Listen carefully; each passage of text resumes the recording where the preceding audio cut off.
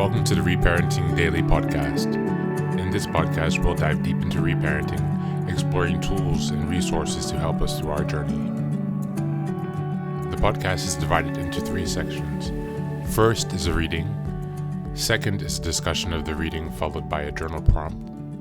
And the last section is a peaceful meditation for closing. Today's reading is from a book called Social Intelligence, The New Science of Human Relationships by Daniel Goleman.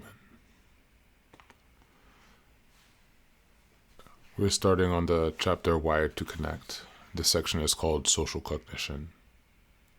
Social cognition, the fourth aspect of interpersonal awareness, is knowledge about how the social world actually works.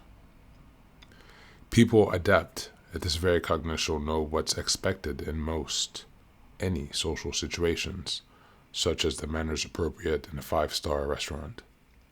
They are adept at semiotics, decoding the social signals that reveal, for example, who might be the most powerful person in a social group. Such social savvy can be seen in those who can accurately read the political currents of an organization, as well as in the 5-year-old who can list the best friends of every child in her kindergarten class. The social lessons we learned about playground politics in school, like how to make friends and form alliances, are on a continuum with the unspoken rules we follow in building a winning working team or playing office politics. One way social cognition manifests is in the ability to find solutions to social dilemmas, such as how to set rivals at a dinner table party, or how to make friends after moving to a new city. The best social solutions come readily to those who can gather relative information and think through solutions most clearly. The chronic inability to cause social problems not only confounds relationships, but is a complicating factor in many psychological difficulties, ranging from depression to schizophrenia. We mobilize social cognition to navigate interpersonal worlds, subtle and shifting currents, and to make sense of social events. It can make the difference in understanding why a remark that one person sees as witty banter may seem insulting scam to another. With poor social cognition, we may fail to recognize why someone seems embarrassed, or that someone's offhand comment will be taken slight by a third party. Thank you for the reading today. Thank you for being here.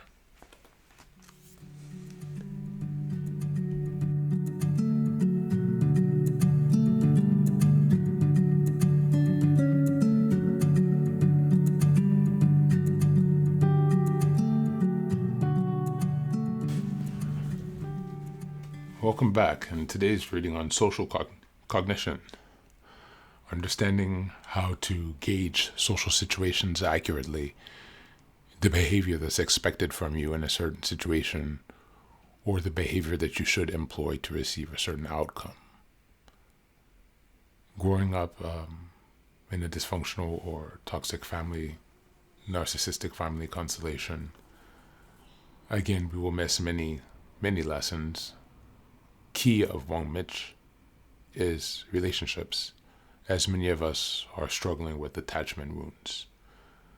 We understand that connection is important, and it's also a great fear for many of us.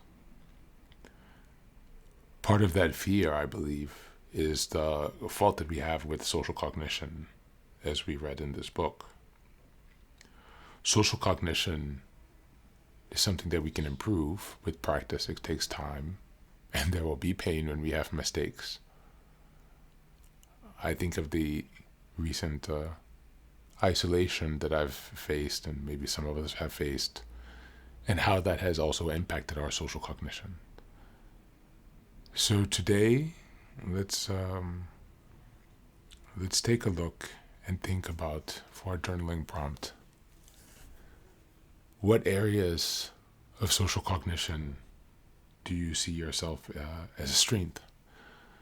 Do you have challenges with social cognition? In which settings? At work, romantic relationships, or friendships?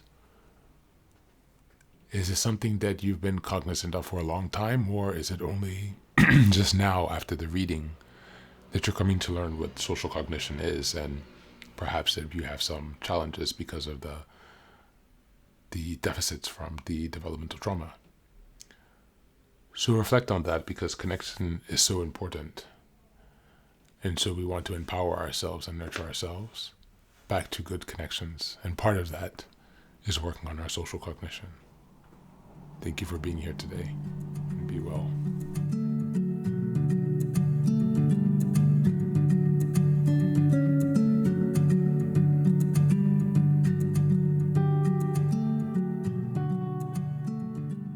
And now, let us move on to the final section, the meditation. This is an unguided meditation. I will simply provide some music and you can take some time to relax. Please feel free to choose a location and a place where you feel safe and where you can be undisturbed for the next 10 minutes. You can choose to be sitting down, standing, as you like, wherever you are most comfortable. Thank you for being here and enjoy the meditation.